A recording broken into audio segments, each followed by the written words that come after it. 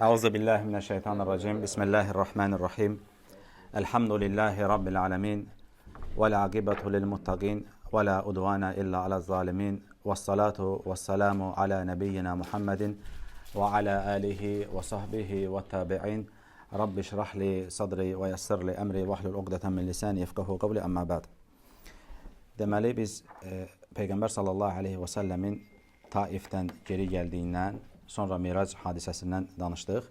Və bu günləri isə Aqaba beyətindən danışacağıq. Hansı ki, Peyğəmbər sallallahu aleyhi və səlləm Taifdən geri gələndə 6 şəxslə görüşür.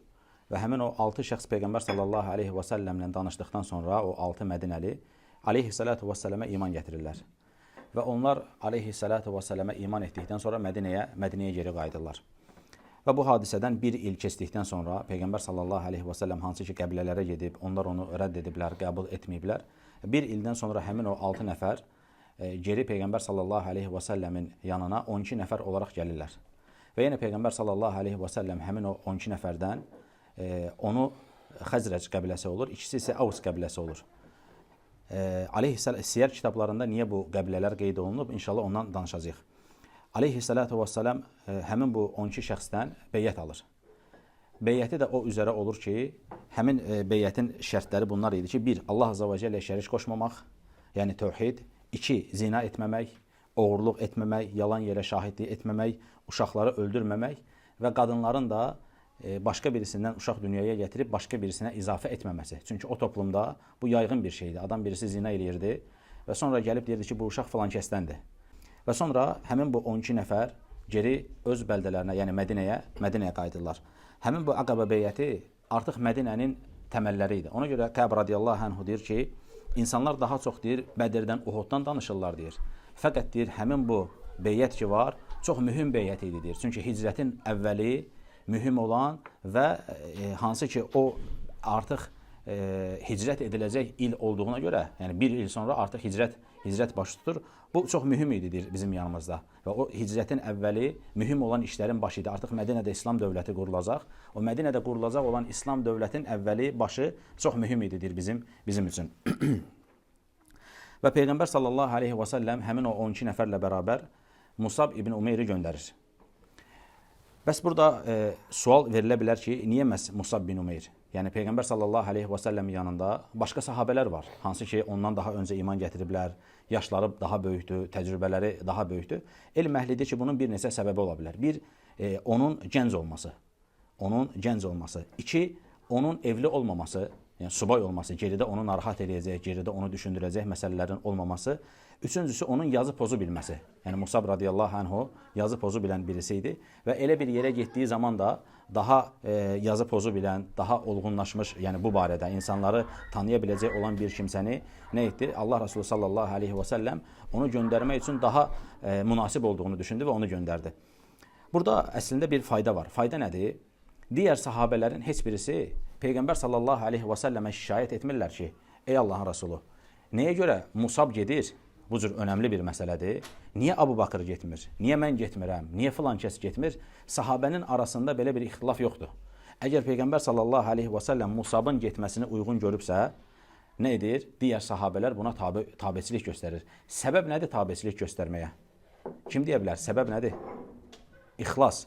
Çünki ixlas əhli üçün fərqi yoxdur ki, haqq onun əlindən ortaya çıxacaq, yoxsa mənim əlimdən ortaya çıxacaq.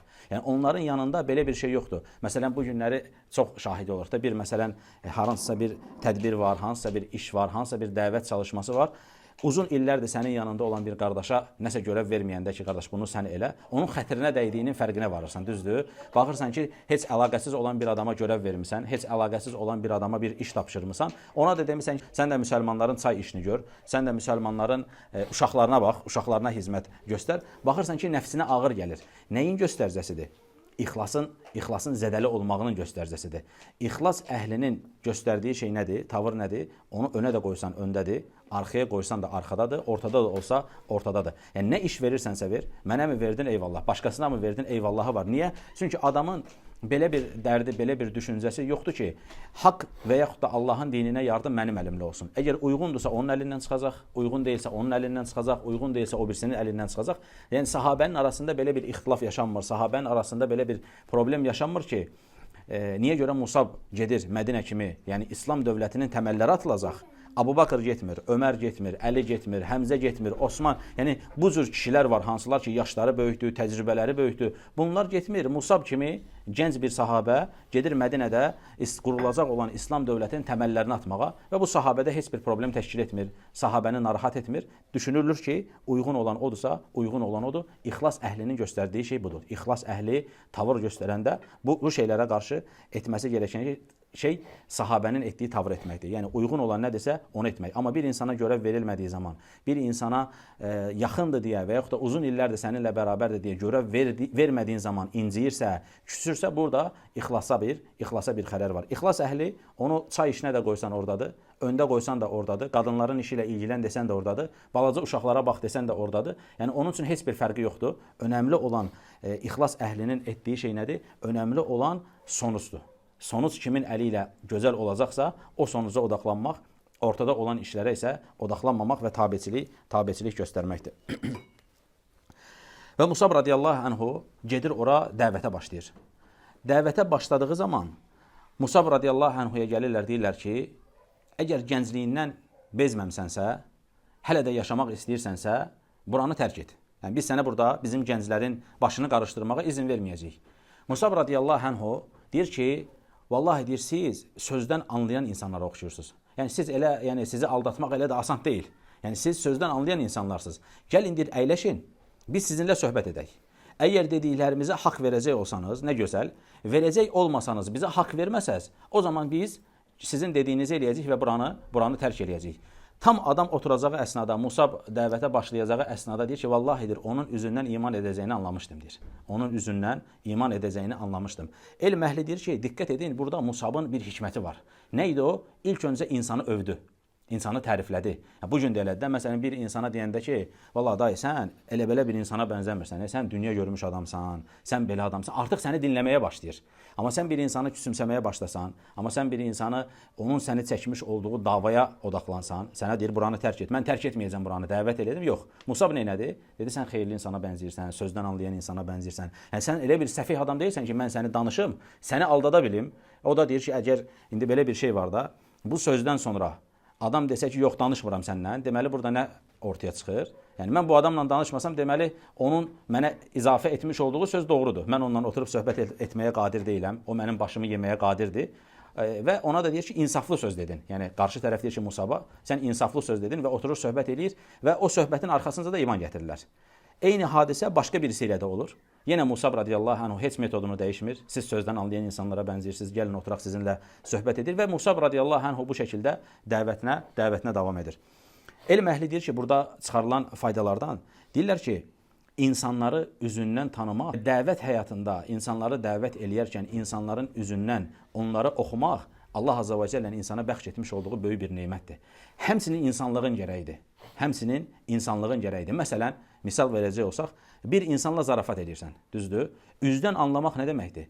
Üzündən anlayırsan ki, bu sənin etdiyin zarafatdan narahat olmağa başlayır. Üzdən anlamayan insanlar nə edirlər? Ha belə üzərinə gedir. Ən son özü təhqir eşidənə qədər dayanmır, düzdür? Üzündən anlamır adam və yaxud da birindən borc pul istəyir, düzdür? Üzündən, gözündən anlamalısan ki, bu adam sənə o borc pulu vermək istəmir, düzdür? Adam deyir ki, baxarıq, düşünərik və s. Adam evə gedir, mesaj yazır. Üstündən bir saat keçir, səs göndərir. Səhər olur, yenə zəng vurur. Anlamır ki, bu adam sənə verəcək bir pulu yoxdur. Səni qırmaq istəmir, qəlbinə toxunmaq istəmir. Ən son özünü təhqir elətdirənə qədər və yaxud da qəlbini qırdırana qədər əl çəkmir. Yəni, bu, insanları üzündən tanımaq, insanları simalarından nə etdiklərini anlamaq xeyirli insanların vəsfi olub. Həmçinin insanlığın gəlir. Biz insanla muxatabıqsa, sənin zarafatından onun xoşunun gəlmədiyini üzündən anlamalısan. Sənin təklifindən onun narahat olduğunu anlamalısan. Anlamayan insanlar genel etibarla günün sonunda nə baş verir? Günün sonunda öz qəlbləri qırılır. Bir yerə qədər insanlar səbr edirlər. Ən son sözlərini bildirirlər. İnsanların üzlərindən, insanların simalarından onların qəzəbli olduğunu, yumşaq mı olduğunu anlamaq lazımdır. Və ya birisini İslam'a dəvət edirsən, düzdür? Adama anlatırsan, artıq görürsən ki, daralıb, partlayacaq. Yəni dözülməz bir haldadır. Nə etməlisən? Üzündən, gözündən anlayıb işi biraz fərqli yerə çəkməlisən və ya biraz ara verməlisən. Üzündən, gözündən anlamayan insanlar o qabağına 5 saat qoyub uşaq danlayar kimi sözdə insanı İslam'a dəvət edir. Uşaq danlayar kimi bir insanı dəvət edir, onu sıxma, boğmaya salır və günün sonunda nə baş verir? Adam gedir, bir daha gəlmir. Yəni ən yaxşı halda adam sənə bir etirazda bulunmur, amma gedir bir daha o məclisə gəlmir. Ona görə insanları üzündən tanımaq, onların hallarından anlamaq, onların tavırlarından anlamaq bu həqiqətən də salih olan insanların vəsfi olub və bizə düşən şey də bu şeyləri bilmiriksə öyrənmək. Yəni bir insan gözünə baxanda, üzünə baxanda, yəni nə keçirdir bu adam içindən? Yəni niyə bu adam qızardı? Niyə bu adam bozardı? Niyə bu adam ofuldadı? Niyə bu adam pofuldadı? Niyə əlini, qolunu hərəkət elətdirir? Onu anlamağa çalışmaq lazımdır. İnsanlarla bərabər yaşayırıq, evimizdə, çölümüzdə, əhlimizlə, dostlarımızla, dəvət etdiyimiz insanlarla onların üzlərindən, gözlərindən, hərəkətlərindən nə etdiklərini anlamağa çalışmalıyıq. Bu mühüm olan bir şeydir. Çünki əgər biz insanlarla muxatabıqsa, insanlıq etmək lazımdır. Ondan sonra hansı ki artıq həcc dönəmi gəldiyi zaman bu birinci Aqabə beyyəti idi. Bir də bunun ikinci beyyət var. O da nə zaman baş verir? Həcc dönəmində Musab radiyallahu anhu 75 dənə müsəlman və 425 dənə də müşrik. Yəni həcc dönəminə gəlirlər. Tam 500 nəfərlik bir kafilə oluşur. 500 nəfərlə birlikdə həccə gəlirlər. Onun 75-i müsəlman olmağa gələn, Peyğəmbər sallallahu aleyhi və səlləmə beyyət etməyə gələn insanlardır. 425-i isə Peyğəmbər sallallahu aleyhi və səlləmə beyyət etməyə gəlməyən, sadəcə ibadət üçün ora gələn kimsələrdir. Və Peyğəmbər sallallahu aleyhi və səlləm bu kimsələrlə gecənin bir vaxtı görüş təyin edir. Hətta aleyhissalatu vəssalam onlara, yəni həmin o əshab ki gələcək yanına, ənsar olanlar, aleyhissalatu vəssalam deyir ki, elə bir şəkildə gəlin ki, hətta ola bilsin ki, sizin içinizdə yatan, yuxudan oyana bilməyən və yaxud da yolda yolunu itirən, sizin yəni təyin etdiyiniz məkana gəlib çıxmayan insanlar olsa belə onları gözləməyin. Yəni öz yolunuza davam edin. Nədən dolayı? Gizlilikdən dolayı. Peyğəmbər sallallahu aleyhi və səlləm onlara bu cür təlimat verir. Hətta sahabə deyir ki, bir ibarə istifadə edirlər. Deyirlər ki, biz sanki bir pişiyin yavaş bir yerdən keçdiyi kimi keçib getdik. Və onlar bizi hiss etmədilər, onlardan heç birisi oyanmadı və gəlirlər Peyğəmbər sallallahu aleyhi və səlləmin yanına. Elm əhli deyir ki, əgər məsələ din məsələsidirsə, Allahın dini məsələsidirsə, biz bunu öncəki dərslərdə də anlatmışdıq. Yəni orada belə bir düşüncə ola bilməz ki, biz 75 nəfərik. Necə bu 425 nəfərin içərisindən çıxıb gedəcəyik?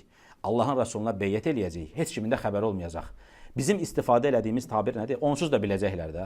Onsuz da biləcəklər, hamını oyat. Düzdür? Onsuz da biləcəklər, hamısına deyən ki, biz beyyətə gedirik. Düzdür? Amma onlar nə edirlər? Onlar üçün dinin məsləhəsi, necə Peyğəmbər sallallahu aleyhi və səlləm deyir ki, hansı ki insan o xeyir ki var, insana gələn bir nemət var, o sonuçlanmamış, onu insanlara bildirməyin deyir. Çünki hər nemət sahibi qısqanılır deyir. Hər nemət sahibi qısqanılır. Yəni insan üçün bu şeydə bir nümunə var. Həm dünyəvi, həm uxravi. Əgər bir şey əldə etməmsənsə, bir şey sənin üçün sonuçlanmayıbsa, onu insanlara demək nəyə səbəbdir? Hər nemət sahibi qısqanılır. Yəni sən məsələn hələ əldə bir nemət əldə eləməmsən, gəlirsən insanlara danışırsan. Filan şey olacaq və günün sonunda görürsən ki, o şey olmadı. Nədən dolayı? O qədər həsəd, o qədər insanların gözünün dəyməsi və s. Ona görə Peyğəmbər sallallahu aleyhi və səlləmin tövsiyə etdiyi şeyə əməl etmək lazımdır. Aleyhissalatu vesselam onları bir gizliliklə ora gətirir və Peyğəmbər sallallahu aleyhi və səlləmə beyyət edirlər. Birinci beyyətdə aleyhissalatu vesselam onlara imanı anlatdı. Aleyhissalatu vesselam onlara haramlardan uzaq durmalarını gərəkdiyi şeyləri anlatdı. Bu beyyətdə bunlardan daha ziyadə aleyhissalatu vesselam bunlarla yanaşı, həmin bu şeylərlə yanaşı aleyhissalatu vesselam onu qoruyacağına dair onlardan bir söz aldı. Yəni Peyğəmbər sallallahu aleyhi və səlləmi nəyin bahasına olursa olsun, canlarının bahasına olsa da aleyhissalatu vesselamı qoruyacağına dair nə etdi? Onlardan söz aldı. Bu da ikinci beyyət idi və həmin o 500 nəfər ki gəlmişdilər, müşriklərdən biri siyer kitablarında belə bir şey keçir. Deyilir ki, bir nəfər, yəni həmin bu beyyət əsnasında belə bir səs eşidilir ki, burada insanlar Muhammedə beyyət edirlər. Həmin o insanların yerini bir səs ifşa etdi, bir qışqırıq gəldi. Bəzi siyer alimləri deyiblər ki, həmin o qışqıran insanlardan olmayan, cinlərdən olan, şeytanlardan olan bir kimsə idi. Yəni onun qışqırığı Məkkəli müşrikləri həmin o yerə cəlb etmək istənildi. Bəziləri deyiblər ki, xeyr, insanlardan da olur, cinlərdən də olur. Həmin o kimsə bir şəxs idi. Onları görür və ondan dolayı qışqırır. Və bu halda elm əhli deyir ki, təəccüblüsü budur ki, deyir, o günün kafirləri ilə bu günün kafirləri arasında yenə də necə ki, öncəki dərslərdə zikr etmişdi, çox da bir fərq yoxdur. Necə ki, bu günləri müsəlmanlar heç bir şey etmədikləri halda, sadəcə 3-5 müsəlman bir arada göründüyü zaman başqa insanlar sanki orada çox böyük bir şey olurmuşcasına, sanki orada çox böyük bir məsələ varmışcasına qışqıran insanlar, ortalığı vəlvələyə verib digər insanlara səslərini eşidən insanlar, məsələn, örnək verək, televizorda çıxıb adamın birisi, ha belə sələfilərdən danışır, ha belə bu tövhid muntasibi olan insanlardan danışır, ha belə insanlara onları göstərir, düzdür? Yəni bu göstəriş, bu göstərmək nədir? Eyni o göstərməkdir. Yəni insanlar Muhammedə beyyət edirlər, insanlar Muhammedin yanındadırlar, insanlar Muhammedin dinindədirlər. Bu ifşa o gün olduğu kimi bu gün də var. Bu bəzən insan cildində olan şeytanlar da olur. Yəni hər zaman bir insan olaraq baxmaq lazım deyil. İnsan cildində olan şeytanlar da nə edirlər? Bunu edə bilirlər. Ona görə həmin o qışqırığın sonucunda insanlar da beyyət tamamlandı, insanlar dağılırlar. Gəlirlər artıq həmin o Məkkəlilər Mədinəlilərin yanına. Yəni kim idi o gecə onlara beyyət edənlər? Mədinəlilər. İndi 500 nəfərin içərisində 75 nəfər necə tapacaqsan? 500 nəfər zaten Muhammedə beyyət etməyib. Daha doğrusu 425 nəfərin zaten belə bir dərdi yoxdur. Gəlirlər bir-bir həmin o iman etməyən, beyyət etməyən insanların yanına. Dün gecə belə bir hadisə oldu. Onlar da elə bir şəkildə and içirlər ki, yəni o gün ərəblərin bildiyi, ərəblərin anladığı, ərəblər bu anda keçə bilməzlər. Yəni elə bir andla and içirlər ki, bizim bu şeydən xəbərimiz olmayıb. Biz gecə burada yatmışıq, səhər gözümüzü açıb sizi görmüşük. Bizim əsla və əsla belə bir şeydən xəbərimiz yoxdur. Yəni sahabə o qədər titiz bir iş görüb ki, sahabə o qədər, yəni sahabə belə etməyib, onsuz da biləcəklər. Bax, bilməyiblər, düzdür? Heç kimsə zərər görmədən sadəcə bir dənə sahabəni yolda tuturlar, ona əziyyət edirlər. O da deyirlər ki, səni qoruyacaq kimsə varmı? O da Peyğəmbər sallallahu aleyhi və səlləm Məkkəyə girişində qoruyan, onu himayəsinə alan kimsənin adını verir. O da gəlir, həqiqətən də onu xilas eləyir. Onu oradan götürür və onu göndərir. Heç kimsə zərər görmədən Mədinəlilər öz yerlərinə qayıtmış olurlar. Demək ki, Aleyhissalatu vesselam insanları əxlaqla, tövhidlə, əxlaqla yetişdirdiyi kimi onları gizliliklə də, onları əmniyyətlə də Aleyhissalatu vesselam nə edirdi? Yetişdirirdi. Və bütün bu şeylərin sonucu sahabənin bu həyatına baxdığımız zaman sahabə gəlib Peyğəmbər sallallahu aleyhi və səlləmə beyyət edir və beyyətdə Peyğəmbər sallallahu aleyhi və səlləm onları özünü daha doğrusu qoruyacağına dair onlardan söz alır və siyər alimləri deyirlər ki, o gündən sonra onlar üçün aleyhissalatu vesselam bütün dünyalıq işlər bir tərəfdə, aleyhissalatu vesselam bir tərəfdə. Yəni din bir tərəfdə, dünya işləri isə bir tərəfdə idi. Onlar bütün beyyət oldu, aleyhissalatu vesselam onlardan söz almış oldu. Artıq onlar üçün din ən önəmli bir yerdədir. Din, yəni digər şeylər təfərrüat idi. Yəni məsələn onların bağı var, ticarətləri var, nə bilim nələri var. Onlar bir təfərrüatdır. Yəni önəmli olan Rasulullahdır, önəmli olan Allahın dinidir. Onun üçün çalışır, onun üçün mücadilə edir. Vaxt qaldıqda aleyhissalatu vesselam onlardan bir şey tələb etmədikdə isə nə edirdilər? Dünya işlərinə, dünyalıq işlərini görürdülər. Amma indi bax gör necə yerlər dəyişib, necə tərsinədir. Bütün həyat dünya həyatıdır. Həmin müsəlmana deyirsən ki, gəl bir saat, məsələn filan buradan bunu qaldırıb bura qoymaq lazımdır. Bir müsəlmanın veşini daşımaq lazımdır. Allahın dininə filan yardımı eləmək lazımdır. Dərsdə bir saat oturmaq lazımdır. Görürsən ki, o müsəlman deyir ki, valla mənim işim var. Düzdür? İşim var. Yəni biz təcrübə bir bəldəyə getmişdik qardaşlarla. Tələbəni boş ver, zikr məclisi görmürlər. Adam bilirsən nə dedi? Dərsə gəlməyənlər. Bir qrup dedi ki, bugün iş götürmüşük. Çoxdan da əlimizdə iş yoxdur. Bir qrup dedi ki, biz ora gəlmək üçün 3 dənə qatar dəyişməliyik. Bir qrup dedi ki, valla bizi yoldan götürən olsaydı biz minib gedərdik. Təsəvvür edirsən, yəni uzun illərdir zikr məclisində olmayan, bir tələbə görməyən insan gəlib Allahın deməli nədir? Sahabə üçün önəmli olan şey və bizim üçün önəmli olan şey. Biz dünyamızdan baxırıq. Nə qədər vaxtımız qaldı, nə qədər komfortumuzu pozmursa, ondan sonra Allah Azza və Cəllənin dininə yönəlirik. Amma sahabə elə deyildi. Bütün həyatı Allah Azza və Cəllənin dini, bütün dərdi axirət, dünya işləri isə ehtiyac olduğuna görə buradan ora biraz zaman ayırırdı. Amma biz dünyamızdan axirətimiz üçün biraz zaman ayırırıq yox. Bəzən biraz zaman da əgər dünyamızla qarşı-qarşıya gəlirsə, dünyamızla ziddləşirsə, hətta o axirətimizə belə zaman ayırmayacaq hala gəlmişik. Allah Azza və Cəllə həqiqətən də bu insanları da bizi də islah etsin xeyir üzərində. Həqiqətən bu təhlükəli haldır. İnsan sahabənin həyatına baxdığı zaman onların həqiqətən niyə görə Allah onlardan razıdır? Onlar da Allahdan razıdır, onda insan başa düşür. Yəni gecə gündüz Rəbbi üçün çalışan, gecə-gündüz Rəbbini özünə dərd edən, gecə-gündüz Rəbbinə qovuşmağı dərd edən, gecə-gündüz mən nə zaman Rəbbimə qovuşacam deyə darıxan bir topluluq, bir yəni insan, bir sahabə və onlardan sonra gələnlər, ehsan üzrə Allaha qulluq eləyən bu insanlar, necə Allah onlardan razı olmasın ki? Yəni gecə-gündüz, yəni bizim Rəbbim qullarına təşəkkür eləyəndir. Necə Allah Azza və Cəllə gör həmin o topluluğu Quranda mövzu etdi. Allah onlardan razı olduğunu qiyamətə qədər bütün insanlara bildirdi. Bundan böyük insan üçün böyük bir nemət ola bilər. Yəni təsəvvür edirsən Allah səndən razı olduğunu, bir indirmiş olduğu, nazil etmiş olduğu, qiyamətə qədər sinələrdə olacaq olan, qiyamətə qədər qorunacaq olan bir kitabda səni mövzu eləyir. Və deyir ki, səni mövzu etməklə yanaşı, mən onlardan razıyam. Yəni necə bu insanlardan, subhanallah, necə böyük bir, dünyadakı bu mükafatdırsa, dünyadakı bu onların mükafatıdırsa, qiyamət gününə qədər onlar oxunacaq, qiyamət gününə qədər insanlar onları yad edəcəklər və elə insanlardır ki, Peyğəmbər sallallahu aleyhi və səlləm onları, nə dedi? Onları ulduzlara bənzətdi. Kim o ulduzlardan birini tutub arxasınca gedərsə, nə olmaz? Yolunu azmaz, dedi aleyhissalatu vesselam. Yəni həmin o sahabə necə ulduzlara bənzəməsin? Hər biri ayrı-ayrılıqda neymətdir. Hər biri ayrı-ayrılıqda neymətdir. Yəni, nədən dolayı onları bu məqama qaldıran şey nədir? Onları cənnətlə müjdələyən şey nədir? Nəyə görə Peyğəmbər sallallahu aleyhi və sələm bunlar nə etmişdilər ki, aleyhissalatu və sələm sağlığında onları cənnətlə müjdələdi. Aleyhissalatu və sələm həmin o əshab ki, hansı ki, Bədr günü Peyğəmbər sallallahu aleyhi və sələm yanındaydılar. Günah eləyəndə çönüb deyir ki, ey Ömər, o Bədr əhlindən də səbirli ol. Təsəvvür edirsən Bədr əhli nə demək? Yəni belə bir həqiqətən də niyə bu insanlar insan haqqı ilə düşünsə, niyə görə bu insanlar neynədilər ki? Bu insanlar necə bir Rəblərini sevdilər ki? Necə bir məqama ulaşdılar ki, Allah onları bu qədər fəzilətə mindirdi. Allah onları bu qədər fəzilətə mindirdi. Baxın müsəlmanlara, hər birinin övladının, 4 dənə övladı varsa mütləq ikisi sahabənin adıdır. Yəni sən hər oğlunu çağıranda sahabəni yad edirsən, düzdür? Sən hər oğlunun adı soruşanda sahabəni yad edirsən. Bəlkə dünyada yəni 100 minlərlə mi desək, milyonlarla mı desək, sahabələr yad edilir. Onlar Allahdan bağışlanma istənilir, onlara Allahdan rəhmət oxunur. Allah və Rəsulunun dili ilə təsqiyə edilmiş kimsələrdir. Allah və Rəsulunun təmizə çıxarmış olduğu kimsələrdir. Məsələ onların təmizə çıxmağı, məsələ onların xeyirli toplum olmağından daha ziyadə bizim üçün.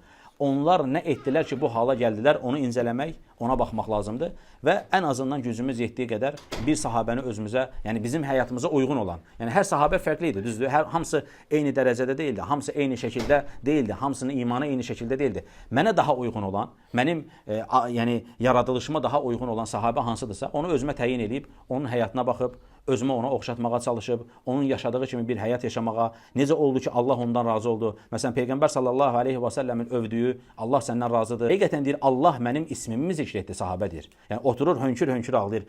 Həqiqətən deyir, Allah mənim ismimi zikr etdi. Yəni, sən təsəvvür edirsən, aləmlərin Rəbbi olan Allah bir qulun ismini zikr edir. Yəni, məsələn, indi də ola bilməz, indi də ola bilər. Allah Azza və Cəllə mələklərinin, yəni sən elə bir qəlb daşıya bilərsən ki, elə bir qəlbin sahibi ola bilərsən ki, Allah Azza və Cəllə öz mələklərinə mənim elçin quluma baxın deyə bilər. Mənim elçin quluma baxın deyə bilər, düzdür? Yəni, bu insan üçün necə böyük bir şərəfdir. Yəni, insan biz bilmirik, düzdür? Amma mümkündür. Allah Azza və Cəllə mələklərinə qarşı mənim falan quluma baxın, mənim falan quluma baxın. Bax, bu əməli eləyəcəkdir, mənim rızam üçün etmədi. Allah sənin etmədiyinə təbəssüm etsə, Allah sənin o əməldən vaz keçdiyindən mələklərinin yanında baxın, hani siz yer üzərində qan tökəcəksiniz insan dediyiniz zaman, mən sizin bilmədiklərinizi bilirəm deyib mələklərinə səni bildirsə, necə insan üçün böyük bir şərəfdir, necə insan üçün böyük bir izzətdir, ola biləcək şeydir. Demək ki, etməmiz gerəkən şey qəlblərimizi düzəltməkdir. Düşün ki, Allah Azza və Cəllə mələklərinə mən Zaurdan razıyam, Tərlandan razıyam, Xaliddən, Sənandan razıyam desə, yəni həmin bu ismini çəkdiyim insanlar üçün, yəni bundan sonra bir zərər ola bilər. Yəni, Allah mən bu qulundan razıyam dedikdən sonra o qul üçün nə zərər ola bilər ki? O qul bundan sonra necə zərərə uğraya bilər ki? Yəni ona görə məqsədimiz, hədəfimiz Allahın onlardan razı qal. Yəni biz bu şeyləri nə üçün öyrənirik? Yəni onlar maşallah çox yaxşı kişilər olublar, bildik, öyrəndik, kitabı örtdük deyil. Biz onu ona görə öyrənirik ki, onlar nə etdilər, buna nail oldular. Biz də ən azından onlara bənzəməyə çalışaq ki, Allah onlardan razı qaldığı kimi Allah bizdən də razı qalsın. Allah Azza və Cəllə bizdən razı qaldığı qullardan etsin. Bizi sıddıqlarla, şəhidlərlə, peyğəmbərlərlə bərabər etsin. Allahumma amin, Allahumma amin, Allahumma amin. Və axiru davana elhamdülillahi rabbil alamin.